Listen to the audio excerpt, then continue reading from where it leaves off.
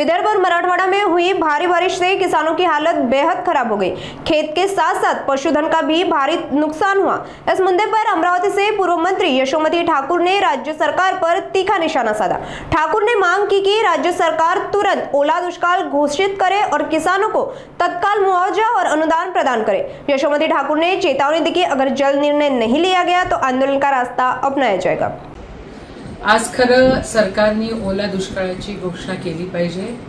विदर्भ आणि मराठवाड्यातला शेतकरी अतिशय त्यांची हालत बिकट झालेली आहे।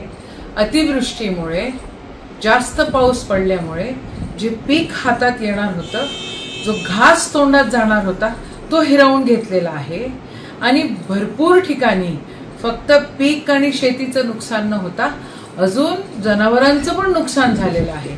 मला गंमत वाटते या सरकारची, सगळ्या गोष्टींसाठी पैसे आहेत, ऍडव्हर्टाइज, बाकीचे टेंडर्स, काय काय घरातलं डेकोरेशन, पण बाबांनो शेतकऱ्यांकडे तुम्ही नाही बघत आहात। निषेध आहे या गोष्टीचा, शेतकऱ्यांकडे बघण्याची गरज आहे।